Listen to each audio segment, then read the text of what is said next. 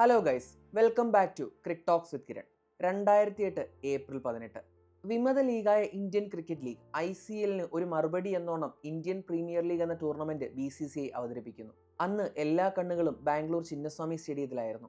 വിജയിക്കണമെന്ന് BCCIക്ക് ഏറെ വാശിയുണ്ടായിരുന്ന ടൂർണമെന്റ് ആയിരുന്നു. കാരണം അന്ന് ICLയുമായി ബന്ധപ്പെട്ടുണ്ടായ പ്രശ്നങ്ങൾ ചില്ലറയല്ലായിരുന്നു. IPLന്റെ ഉദ്ഘാടന പോരാട്ടത്തിനുള്ള സമയം വന്നെത്തി. ഇന്ത്യൻ ക്രിക്കറ്റിലെ അധികായന്മാരായ സൗരവ് ഗാംഗുലിയും രാഹുൽ ദ്രാവിഡും നേർക്കുനേരെ വരുന്ന പോരാട്ടം. ഉദ്ഘാടന മത്സരത്തിൽ സൗരവ് ഗാംഗുലിയുടെ കൊൽക്കത്ത നൈറ്റ് റൈഡേഴ്സ് ആതിഥേയരായ രാഹുൽ ദ്രാവിഡ് നയിക്കുന്ന റോയൽ ചലഞ്ചേഴ്സ് ബാംഗ്ലൂരിനെ നേരിടുന്നു. ടോസ് നേടിയ രാഹുൽ ദ്രാവിഡ് KKRനെ ബാറ്റിംഗിന് അയച്ചു. ആ തീരുമാനം തെറ്റായിപ്പോയെന്ന് ദ്രാവിഡ് അധികം വൈകാതെ തിരിച്ചറിഞ്ഞു. അന്ന് ചിന്നസ്വാമി സാക്ഷ്യം വഹിച്ചത് ബ്രണ്ടൻ മെക്കല്ലത്തിന്റെ സംഹാര താണ്ഡവത്തിനായിരുന്നു. ബോളർമാരെ തലങ്ങും വിലങ്ങും ബൗണ്ടറികൾക്കും സിക്സറുകൾക്കും പായിച്ച് മെക്കല്ലം തന്റെ ഇന്നിംഗ്സ് മുന്നോട്ട് കൊണ്ടുപോയി. ഒടുവിൽ ഇന്നിംഗ്സ് അവസാനിക്കുമ്പോൾ 188 റൺസുമായി ബ്രണ്ടൻ മെക്കല്ലം പുറത്താകാതെ നിന്നു. കൊൽക്കത്തയുടെ സ്കോർ 3 വിക്കറ്റ് നഷ്ടത്തിൽ 220. അസാധാരണമായ, അപ്രതീക്ഷിതമായ, നാടകീയമായ പെർഫോമൻസുകൾ എപ്പോൾ വേണമെങ്കിലും സംഭവിക്കാവുന്ന ഒരു ടൂർണമെന്റാണ് ഇതെന്ന ഖ്യാതി മെക്കല്ലത്തിന്റെ ആ ഒരൊറ്റ ഇന്നിംഗ്സ് IPLന് നേടിക്കൊടുത്തു. ആ മത്സരം കഴിഞ്ഞ് 17 വർഷങ്ങൾക്കിപ്പുറം കൊൽക്കത്ത നൈറ്റ് റൈഡേഴ്സും റോയൽ ചലഞ്ചേഴ്സ് ബാംഗ്ലൂരും IPLന്റെ ഉദ്ഘാടന മത്സരത്തിൽ വീണ്ടും ഏറ്റുമുട്ടുകയാണ്. ഇത്തവണ ചെറിയൊരു വ്യത്യാസമുണ്ട്. ചിന്നസ്വാമിക്ക് പകരം ഈഡൻ ഗാർഡൻസ് ആണ് ഇത്തവണ വേദി. അന്ന് IPLന്റെ ചരിത്രത്തിലെ തന്നെ ആദ്യ മത്സരത്തിൽ തങ്ങളുടെ സ്വന്തം കാണികൾക്ക് മുന്നിൽ സംഭവിച്ച 140 റൺസിന്റെ ആ കൂറ്റൻ തോൽവിക്ക് പ്രതികാരം ചെയ്യാൻ RCBക്ക് കഴിയുമോ? നമുക്ക് ഈ സീസണിലേക്ക് വരാം. നിലവിലെ ചാമ്പ്യന്മാരാണ് കൊൽക്കത്ത നൈറ്റ് റൈഡേഴ്സ്. RCB ആവട്ടെ കഴിഞ്ഞ വർഷം 4ാം സ്ഥാനത്താണ് ഫിനിഷ് ചെയ്തത്. ഇരു ടീമുകളും ചില പ്രധാന മാറ്റങ്ങളുമായാണ് ഈ സീസണിൽ എത്തുന്നത്. കഴിഞ്ഞ സീസണിൽ KKRന് കപ്പ് നേടിക്കൊടുത്ത ശ്രേയസ് അയ്യർ ഇക്കൊരു ടീമിലില്ല. പകരം വെറ്ററൻ താരമായ അജിൻക്യ രഹാനെയാണ് KKRനെ നയിക്കുന്നത്. ഇനി RCBയുടെ കാര്യത്തിലാവട്ടെ കഴിഞ്ഞ 3 വർഷങ്ങളിൽ 2 തവണ അവരെ പ്ലേ ഓഫിലേക്ക് നയിച്ച ഫാഫ് ഡുപ്ലസി ഇക്കുറി RCB നിരയിലില്ല. പകരം യുവതാരമായ രജത് പട്ടിദാറിലാണ് RCB വിശ്വാസം അർപ്പിച്ചിരിക്കുന്നത്. KKRന്റെയും RCBയുടെയും പ്രഡിക്റ്റഡ് ലൈനപ്പുകളെ പറ്റിയും അതുപോലെ തന്നെ അവരുടെ പ്ലേ ഓഫ് സാധ്യതകളെ പറ്റിയും ഒക്കെ ചർച്ച ചെയ്യുന്ന വീഡിയോകൾ നമ്മൾ അപ്ലോഡ് ചെയ്തിരുന്നു. അത് കാണാത്തവർ തീർച്ചയായും കാണുക. തങ്ങളെ കിരീടം നേടാൻ സഹായിച്ച ആ ഒരു കോർ പ്ലേയേഴ്സ് അതുപോലെ തന്നെ ഒരു കോമ്പിനേഷൻ നിലനിർത്തി തന്നെയാണ് KKR ഇത്തവണയും എത്തുന്നത്. റിങ്കു സിംഗ്, വരുൺ ചക്രവർത്തി, സുനിൽ നരേൻ, ആന്ദ്രെ റസൽ, ഹർഷിത് റാണ, രമൺദീപ് സിംഗ്, അതുപോലെ വെങ്കടേഷ് അയ്യർ തുടങ്ങി കഴിഞ്ഞ വർഷം അവരുടെ ടീമിൽ കളിച്ച കുറേയേറെ താരങ്ങൾ ഇത്തവണയുമുണ്ട്. അതായത് ശ്രേയസ് അയ്യരും പിന്നെ ബൗളിംഗിൽ മിച്ചൽ സ്റ്റാർക്കും ഒക്കെ പോയതൊഴിച്ചാൽ ആ ഒരു കോറിന് വലിയ ഇളക്കം തട്ടിയിട്ടില്ല. എന്നാൽ RCBയുടെ കാര്യം അങ്ങനെയല്ല. അവർ ആകെ 3 താരങ്ങളെ മാത്രമാണ് ലേലത്തിന് മുമ്പ് നിലനിർത്തിയത്. അതുപോലെ തന്നെ ഇനി ലേലത്തിലായാലും കഴിഞ്ഞ വർഷം അവർക്ക് വേണ്ടി കളിച്ച സ്വപ്നിൽ സിംഗ്, അതുപോലെ യുവതാരം മനോജ് ഫണ്ടാഗെ ഇവരെ ഒഴിച്ചു നിർത്തിയാൽ പിന്നീട് കഴിഞ്ഞ വർഷം അവർക്ക് വേണ്ടി കളിച്ച ഒരു താരത്തെ പോലും RCB ടീമിലേക്ക് തിരികെ എത്തിച്ചിട്ടില്ല. അതായത് അതൊരു ന്യൂ ലുക്ക് സ്ക്വാഡാണ്. ഇനി ഇന്നത്തെ മത്സരത്തിലേക്ക് വരികയാണെങ്കിൽ മത്സരം നടക്കുന്നത് ഈഡൻ ഗാർഡൻസിലാണെന്ന് ഞാൻ പറഞ്ഞു. റൺസ് ഒഴുകുന്ന പിച്ചാണ്. എന്നാൽ ഈ മത്സരത്തിന് ഏറ്റവും വലിയ ഭീഷണി മഴയാണ്. മഴയ്ക്ക് ഏകദേശം 80% സാധ്യതയാണ് കാലാവസ്ഥാ വിദഗ്ധർ പ്രവചിക്കുന്നത്. കഴിഞ്ഞ 2 ദിവസങ്ങളായി ഈഡൻ ഗാർഡൻസിൽ മഴയുണ്ട്. അതുകൊണ്ട് തന്നെ ഈ ഉദ്ഘാടന മത്സരം മഴയിൽ ഒലിച്ചു പോകുമോ എന്ന പേടി എല്ലാവർക്കുമുണ്ട്. ഇനി ടീം കോമ്പിനേഷനിലേക്ക് വരികയാണെങ്കിൽ KKR തങ്ങൾക്ക് കപ്പ് നേടിക്കൊടുത്ത ആ ഒരു ടീം കോമ്പിനേഷൻ തന്നെയായിരിക്കും നിലനിർത്തുന്നത്. ഓപ്പണിംഗിൽ സുനിൽ നരേൻ, അതുപോലെ കൂട്ടായി ഡീകോക്ക് ഇറങ്ങാനാണ് സാധ്യത. പിന്നീട് വൺ ഡൗണായി അജിൻക്യ രഹാനെ, പിന്നീട് രഘുവംശി, വെങ്കടേഷ് അയ്യർ, അതുപോലെ റിങ്കു സിംഗ്, ആന്ദ്രെ റസൽ, രമൺദീപ് സിംഗ്, പിന്നീട് ഹർഷിത് റാണ, വരുൺ ചക്രവർത്തി, അതുപോലെ ആ ഒരു ഓവർസീസ് സ്ലോട്ടിൽ ഒന്നുകിൽ ആൻഡ്രിക് നോർക്കിയ അല്ലെങ്കിൽ സ്പെൻസർ ജോൺസൺ, അങ്ങനെ വൈഭവ് അറോറ, അങ്ങനെ ഒരു പ്ലേയിങ് ചൊലവുമായിട്ടായിരിക്കും KKR മുന്നോട്ട് വരാൻ സാധ്യത. ഇനി RCBയുടെ കാര്യം എടുത്താൽ പടിക്കൽ, നമ്മുടെ പ്രിവ്യൂ വീഡിയോയിൽ പറഞ്ഞ പോലെ പടിക്കൽ വൺ ഡൗൺ ഇറങ്ങുമോ എന്ന് നമുക്ക് ഇന്നറിയാം. പടിക്കൽ വൺ ഡൗൺ ഇറങ്ങുകയാണെങ്കിൽ സൗത്ത് കോഹ്ലി ഓപ്പണിംഗ്, അതുപോലെ പടിക്കൽ വൺ ഡൗൺ, അത് കഴിഞ്ഞ് രജത് പട്ടിദാർ, ലിവിങ്സ്റ്റൺ, ജിതേഷ് ശർമ്മ, കൃണാൽ പാണ്ഡ്യ, പിന്നീട് ഫിനിഷർ റോളിൽ റൊമാരിയോ ഷെപ്പേഡോ, ടിം ഡേവിഡോ, അതുപോലെ പിന്നീട് ബോളിംഗിലേക്ക് വന്നാൽ ഭുവനേശ്വർ കുമാർ, അത് യഷ് ദയാൽ, ജോഷ് ഹേസൽവുഡ്, പിന്നീട് 2 സ്പിന്നറുമായിട്ട് പോവുകയാണെങ്കിൽ സ്വപ്നിൽ സിംഗ് ആയിരിക്കും വരിക. കാരണം സുയാഷ് ശർമ്മ ഒരു ഇഞ്ചുറിക്ക് ശേഷമാണ് വരുന്നത്. അതുകൊണ്ട് ഡയറക്റ്റ് പ്ലേയിങ് ലെവലിലേക്ക് വരുമോ, ഡയറക്റ്റ് ലൈനപ്പിലേക്ക് വരുമോ എന്ന കാര്യം സംശയമാണ്. ഇനി അല്ല ഒരൊറ്റ സ്പിന്നർ മതി, പിന്നെ നമുക്ക് ലിവിങ്സ്റ്റോണിന്റെ ഒക്കെ ഒരു നമ്മുടെ പാർട്ട് ടൈം ബോളിംഗ് വെച്ച് അഡ്ജസ്റ്റ് ചെയ്യാമെന്നുണ്ടെങ്കിൽ ചിലപ്പോൾ റസിഖ്ദാർ ആയിരിക്കും ടീമിലേക്ക് വരുന്നത്. ഇനി ഒരു ചേഞ്ച് നമ്മൾ അന്ന് വീഡിയോയിൽ സൂചിപ്പിച്ച പോലെ പടിക്കലിന്റെ ആ ഒരു പവർ ഹിറ്റിംഗ് എബിലിറ്റിയിൽ ഡൗട്ട് ഉണ്ട്. അതായത് പടിക്കൽ ഒരു നല്ല സ്റ്റാർട്ട് കിട്ടിക്കഴിഞ്ഞാൽ പടിക്കൽ വന്നാൽ ആ ഒരു ഇന്നിംഗ്സ് സ്ലോ ആവുന്നുണ്ടെങ്കിൽ രജത് പട്ടിദാറിനെ വൺ ഡൗൺ ഇറക്കാനും മതി. അതെന്തായാലും നമുക്ക് ഇന്നറിയാം. എൻ്റെ അഭിപ്രായത്തിൽ ഈ മത്സരത്തിന്റെ ഫലം നിർണ്ണയിക്കുക മിഡിൽ ഓവേഴ്സിലെ പ്രകടനമായിരിക്കും. അതായത് നമുക്കറിയാം RCBയുടെ ഏറ്റവും വലിയ ത്രെറ്റ് എന്ന് പറയുന്നത് വരുൺ ചക്രവർത്തിയാണ്. നമ്മുടെ KKR നിരയിലെ ഏറ്റവും ഫോമിലുള്ള ബോളർ മറ്റാരുമല്ല, വരുൺ ചക്രവർത്തി തന്നെയാണ്. ഇക്കഴിഞ്ഞ ചാമ്പ്യൻസ് ട്രോഫിയിലായാലും അതിന് മുൻപ് നടന്ന പരമ്പരകളിലായാലും ഒക്കെ വരുൺ ചക്രവർത്തി നല്ല ഫോമിലാണ്. അത് കഴിഞ്ഞ IPL തൊട്ട് തുടരുന്ന ഫോമാണ്. ചക്രവർത്തിയെ റീഡ് ചെയ്യാനും ഒക്കെ പാടാണ്. അപ്പോൾ കൂട്ടിന് സുനിൽ നരേനൂടെ വരുമ്പോൾ സുനിൽ നരേൻ കൂടെ ഒരു പണ്ടത്തെ ആ ഒരു മിസ്റ്ററി സ്പിന്നറായ സുനിൽ നരേൻ്റെ ആ ഒരു പീക്കിലല്ല ഇപ്പോൾ നരേനുള്ളത്. പക്ഷേ എങ്കിലും എതിരാളികളെ റൺസ് അധികം കൊടുക്കാതെ റെസ്ട്രിക്റ്റ് ചെയ്യാൻ കഴിഞ്ഞാൽ അതുപോലെ വരുൺ ചക്രവർത്തിക്ക് കാര്യങ്ങൾ ഒന്നുകൂടി എളുപ്പമാവും. അപ്പോൾ ആ ഒരു 8 ഓവേഴ്സ് ഉണ്ടല്ലോ, ഇപ്പോൾ ഒരു കണക്കുകൾ എടുത്തു കഴിഞ്ഞാൽ കഴിഞ്ഞ സീസണിലായാലും ഏറ്റവും കൂടുതൽ സ്പിന്നിനെ ആശ്രയിച്ച ടീമുകളിൽ ഒന്നാണ് KKR. ഏകദേശം 47% ഓവർ സ്പിന്നാണ് കഴിഞ്ഞ വർഷം വരുന്നത്. അതിലവർ സക്സസ്ഫുൾ ആവുകയും ചെയ്തു. അപ്പോൾ അങ്ങനെ വരുമ്പോൾ ആ ഒരു സ്പിൻ ത്രെറ്റ് ഇന്നത്തെ മത്സരത്തിനുണ്ട് RCBക്ക്.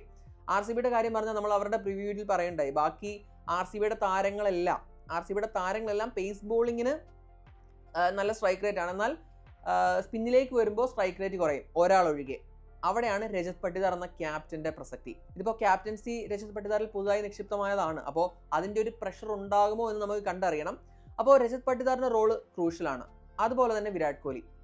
ഇപ്പോൾ കഴിഞ്ഞ സീസൺ നോക്കുകയാണെങ്കിൽ ആദ്യത്തെ 7 മത്സരങ്ങളിൽ 6 മത്സരങ്ങളും തോറ്റുകൊണ്ടാണ് RCB തുടങ്ങിയത്. അപ്പോൾ അതിനുശേഷം വിരാട് കോഹ്ലി മുന്നിൽ നിന്ന് നയിച്ചു എന്ന് തന്നെ പറയാം. അതായത് ആദ്യത്തെ മത്സരങ്ങളിലൊക്കെ വിരാട് കോഹ്ലിയുടെ സ്പിന്ന്, അത് ഒരുപാട് വിമർശനങ്ങൾ കേട്ടതാണ്. സ്പിന്നെതിരെയുള്ള സ്ട്രൈക്ക് റേറ്റ് വളരെ കുറവായിരുന്നു. എന്നാൽ ആ ഒരു പകുതി കഴിഞ്ഞപ്പോൾ വിരാട് കോഹ്ലി തന്നെ റീഇൻവെന്റ് ചെയ്തു എന്ന് വേണമെങ്കിൽ പറയാം. അതായത് സ്ട്രൈക്ക് റേറ്റ് വല്ലാതെ കൂടി, സ്പിന്നിനെതിരെ അറ്റാക്കിംഗ് ഷോട്ട്സ് കളിക്കാൻ തുടങ്ങി. അതുപോലെ അതുവരെ കരിയറിൽ അധികം കളിച്ചിട്ടില്ലാത്ത സ്വീപ്പ് ഷോട്ട്, സ്ലോക്ക് സ്വീപ്പുകളൊക്കെ അങ്ങനെ യഥേഷ്ടം യൂസ് ചെയ്യാൻ തുടങ്ങിയതോടെ RCBയുടെ ശനിദശയെ മാറുകയാണ് ഉണ്ടായത്. അപ്പോൾ കഴിഞ്ഞ സീസണിൽ RCBക്ക് അങ്ങനെ പ്ലേ ഓഫിൽ കടക്കാനും കഴിഞ്ഞു, ഓറഞ്ച് ക്യാപ്പ് വിരാട് കോഹ്ലി നേടുകയും ചെയ്തു.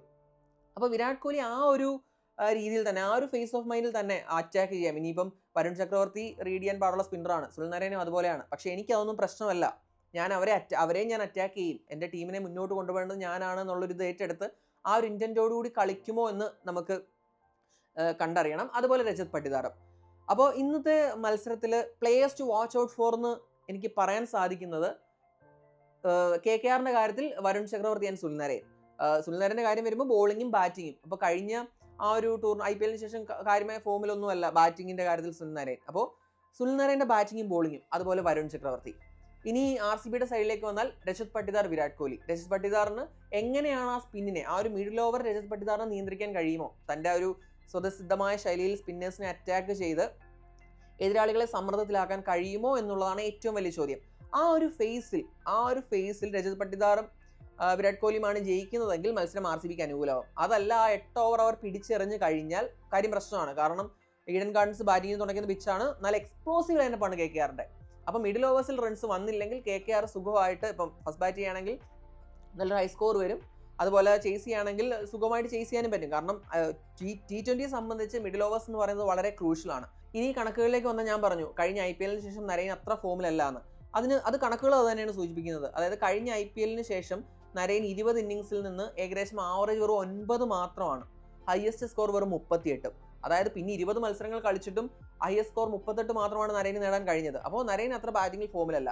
പക്ഷെ ആ ഒരു കഴിഞ്ഞ വർഷത്തെ ഫോമിലേക്ക് നരേൻ തിരികെ എത്താൻ സാധിക്കുമോ? അതാണ് ഒരു വലിയ ചോദ്യമായിട്ട് വരുന്നത്. അതുപോലെ ഞാൻ പറഞ്ഞു പട്ടിദാറിനെയും വിരാട് കോഹ്ലിയുടെയും ഒക്കെ ഫോം ക്രൂഷ്യൽ ആവുന്നത്. അതുപോലെ ജിതേഷ് ശർമ്മയും നല്ലൊരു സ്പിൻ പ്ലെയർ ആണ്. കണക്കുകൾ നോക്കിക്കഴിഞ്ഞാൽ ഇത് 2024 IPLന് ശേഷം സ്പിന്നേഴ്സിനെതിരെ ഒരു 140+ സ്ട്രൈക്ക് റേറ്റ് ഉള്ളത് രജത് പട്ടിദാറിനും അതുപോലെ തന്നെ ജിതേഷ് ശർമ്മയ്ക്ക് മാത്രമാണ് RCB നിരയിൽ. നമ്മുടെ വിദേശ താരം, അതായത് RCBയുടെ വിദേശ താരമായ ലിങ്സ്റ്റോൺ ഒക്കെ വെറും 107 മാത്രമാണ് സ്ട്രൈക്ക് റേറ്റ്. അത് നമ്മൾ ഇക്കഴിഞ്ഞ ഇന്ത്യ ഇംഗ്ലണ്ട് സീരീസിലും കണ്ടതാണ്.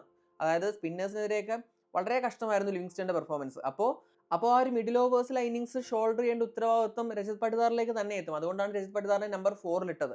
കാരണം സ്പിന്നിനെ അറ്റാക്ക് ചെയ്തില്ലെങ്കിൽ മത്സരം വിജയിക്കാൻ സാധിക്കില്ല. അതൊരു വസ്തുതയാണ്.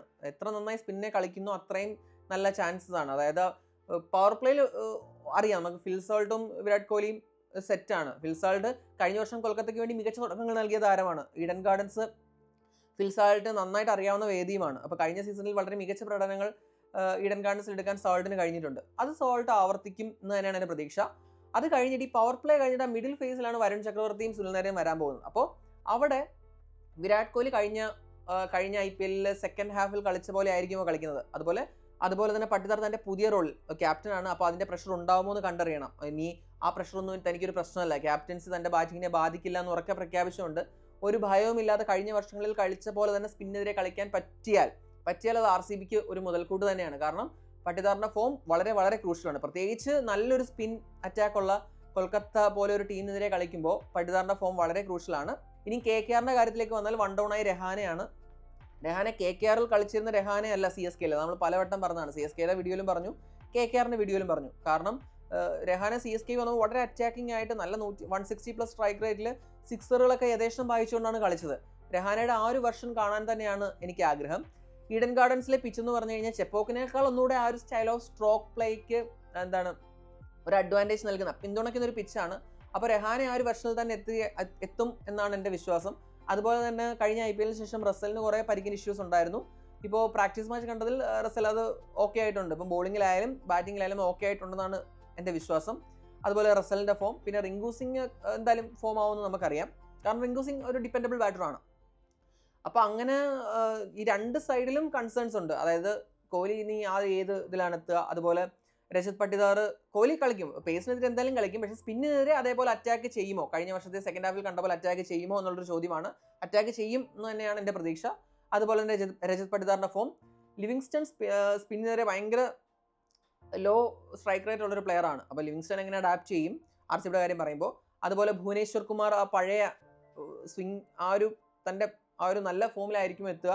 ജോഷ് ഹേസൽവുഡ് പിന്നെ ഒരു പരിക്കിന് ശേഷം വരുന്നതാണ്. ജോഷ് ഹേസൽവുഡ് എങ്ങനെയായിരിക്കും ആ പരിക്കിന് ശേഷം ഇപ്പോൾ വീണ്ടും എത്തുമ്പോൾ എത്ര എഫക്റ്റീവ് ആകും. അതുപോലെ തന്നെ എനിക്ക് ഒരുപാട് പ്രതീക്ഷയുള്ള പ്ലെയറാണ് യശ് ദയാൽ.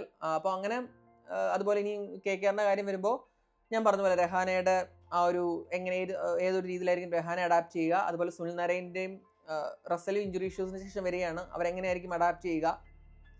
അതുപോലെ തന്നെ ഹർഷിത് റാണ, വൈഭവ് അറോറ, മിച്ചൽ സ്റ്റാർക്ക് ഇല്ല. അവർക്ക് കഴിഞ്ഞ IPL ഫൈനലിലൊക്കെ മിച്ചൽ സ്റ്റാർക്കിൻ്റെ പ്രകടനം അത്ര ഇമ്പോർട്ടൻ്റ് ആയിരുന്നു. ഇത്തവണ മിച്ചൽ സ്റ്റാർക്ക് ഇല്ല. അപ്പോൾ അതിന് പകരം ഫോറിൻ ഓപ്ഷൻ ആയിട്ടുള്ളത് സ്പെൻസർ ജോൺസണും ആൻഡ്രിക് നോർക്കയാണ്. നോർക്ക ഭയങ്കര എക്സ്പെൻസീവ് ആയിരുന്നു ഈയിടെയായിട്ട്.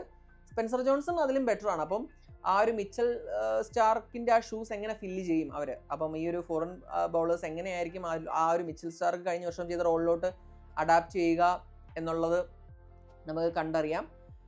അപ്പോൾ എന്തായാലും വളരെ ഒരു മഴ മാറി നിന്നാൽ ഒരു മൗത്ത് വാട്ടറിംഗ് ക്ലാഷ്, ഒരു high scoring mouth watering clash തന്നെ ആയിരിക്കും ഉണ്ടാവുക എന്നാണ് ഞാൻ പ്രതീക്ഷിക്കുന്നത്. മഴ മാറി നിൽക്കട്ടെ.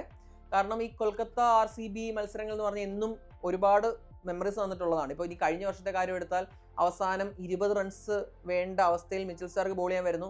ആദ്യത്തെ 4 പന്തുകളിൽ 3 സിക്സറുകൾ കരൺ ശർമ്മ വായിക്കുന്നു.